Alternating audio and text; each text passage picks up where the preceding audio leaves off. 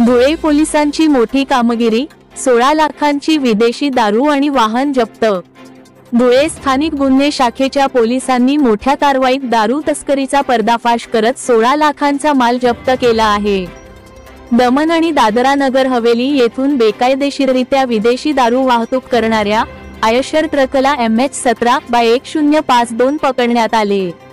दिनांक 17 जानेवारी 2025 रोजी स्थानिक गुन्हे शाखेचे पोलीस निरीक्षक श्रीराम पवार यांना गुप्त माहिती मिळाली की आयशर वाहनामध्ये कमिन्स कंपनीच्या जनरेटरच्या पोकळ भागात विदेशी दारू लपवून ती गुजरात मार्गे वाहतूक केली जात आहे।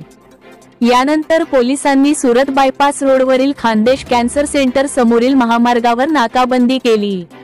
वाहन थांबवून तपासणी केली असता चालक विकाससिंग नगेंद्रसिंग चौहान वय 26 राहणार दमण याने दिशाभूल करण्याचा प्रयत्न केला।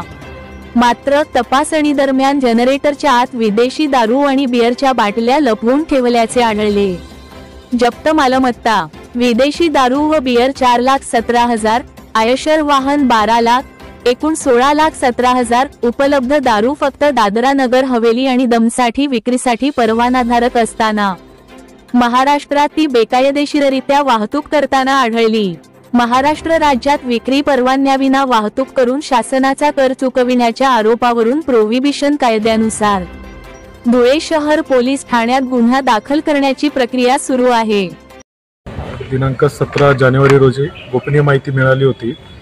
दीव दमन या केंद्रशासित प्रदेशातून फक्त केंद्रशासित प्रदेशामध्ये विक्रीसाठीचा परवाना असताना सुद्धा एका आयशरमध्ये विदेशी मद्य हे धुळे जिल्ह्यातून गुजरातकडे जाणार आहे।